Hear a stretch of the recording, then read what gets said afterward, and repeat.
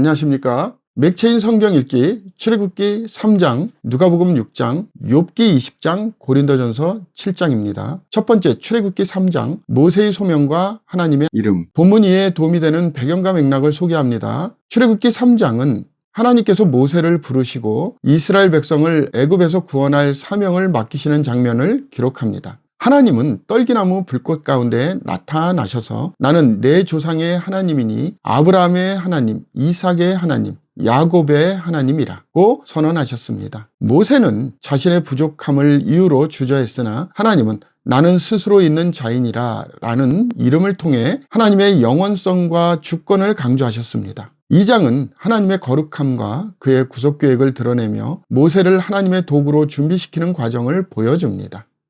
본문의 중요 구절을 소개합니다. 출애굽기 3장 14절, 하나님이 모세에게 이르시되 나는 스스로 있는 자이니라. 또 이르시되 너는 이스라엘 자손에게 이같이 이르기를 스스로 있는 자가 나를 너에게로 보내셨다 하라. 본문을 적용하는 데 도움이 되는 가이드라인입니다. 오늘날 우리는 하나님의 부르심에 응답할 때 자신의 부족함을 느낄 수 있지만 하나님께서 우리의 능력이 아니라 그의 능력으로 역사하신다는 것을 믿어야 합니다. 하나님은 우리의 연약함에도 불구하고 그의 일을 이루시며 그의 이름이 우리의 삶에서 나타나도록 하십니다. 우리는 하나님께서 주신 사명을 겸손히 받아들이며 그의 주권을 신뢰하는 삶을 살아야 합니다. 두 번째 본문인 누가복음 6장, 산상수훈과 제자도. 본문 이해에 도움이 되는 배경과 맥락을 소개합니다. 누가복음 6장은 예수님께서 제자들을 선택하시고 산상수훈을 통해 하나님 나라의 가르침을 선포하신 내용을 담고 있습니다. 예수님은 가난한 자는 복이 있나니 하나님의 나라가 너희 것이며 라며 세상의 기준이 아닌 하나님 나라의 가치를 강조하셨습니다. 또한 너희 원수를 사랑하며 너희를 미워하는 자를 선대하며 라는 가르침을 통해 사랑과 용서를 실천할 것을 요구하셨습니다. 2장은 제자도의 본질과 하나님 나라의 윤리를 중심으로 합니다. 본문의 중요 구절을 소개합니다. 누가복음 6장 27절, 그러나 너희 듣는 자에게 내가 이르노니 너희 원수를 사랑하며 너희를 미워하는 자를 선대하며.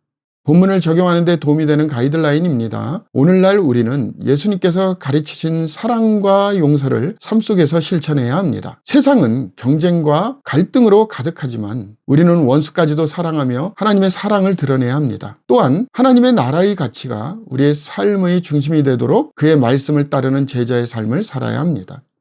세 번째 본문 욥기 20장, 소발의 악인에 대한 잘못된 확신. 본문 이해에 도움이 되는 배경과 맥락을 소개합니다. 욥기 20장은 소발이 욥을 비난하며 악인의 운명이 멸망으로 끝난다는 확신을 표현한 내용입니다. 그는 악인이 이긴다는 자랑도 잠시요 경건하지 못한 자의 즐거움도 잠깐이니라 라며 욥의 고난이 그의 악행을 저질렀기 때문이라고 단정합니다. 그러나 소발의 관점은 하나님의 섭리를 제한적으로 해석하는 오류를 범하고 있습니다. 욥의 상황을 이해하지 못한 판단을 드러낸 것입니다. 2장은 인간의 한계를 넘어 하나님의 주권을 신뢰하는 믿음의 필요성을 강조합니다. 본문의 중요 구절을 소개합니다.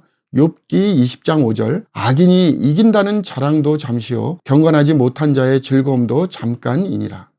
본문을 적용하는 데 도움이 되는 가이드라인입니다. 오늘날 우리는 타인의 고난을 단정적으로 판단하지 않고 하나님의 주권을 신뢰하는 자세를 가져야 합니다. 하나님의 계획은 우리의 이해를 초월하며 우리는 사랑과 공감으로 이웃을 대해야 합니다. 삶의 복잡한 문제들을 인간적인 판단이 아니라 하나님의 지혜와 섭리를 의지하며 해결해야 합니다. 오늘의 마지막 본문 고린도전서 7장, 결혼과 성도의 삶. 본문 이해에 도움이 되는 배경과 맥락을 소개합니다. 고린도전서 7장은 결혼, 독신 그리고 성도의 삶에 대한 바울의 권면을 다룹니다. 바울은 사람마다 자기에게 받은 은사가 있으니 라며 결혼과 독신 모두 하나님께서 주신 은혜임을 강조합니다. 그는 너희는 각각 부르심을 받은 그 부르심 그대로 하나님과 함께 거하라고 말하며 각 사람이 처하는 상황에서 하나님의 뜻에 따라 살아가야 함을 권면합니다. 2장은 성도의 삶의 상황이 어떠하든지 하나님께 헌신하는 것이 가장 중요함을 가르칩니다.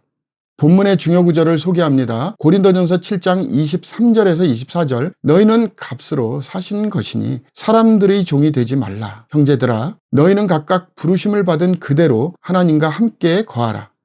본문을 적용하는 데 도움이 되는 가이드라인입니다. 오늘날 우리는 결혼과 독신의 상태를 하나님의 은혜로 받아들이며 각자의 상황에서 하나님께 헌신해야 합니다. 우리의 삶의 목표는 외적인 조건이 아니라 하나님과 동행하며 그의 뜻을 이루는 데 있습니다. 하나님께 받은 은사를 감사히 여기고 그분의 영광을 위해 살아가야 합니다.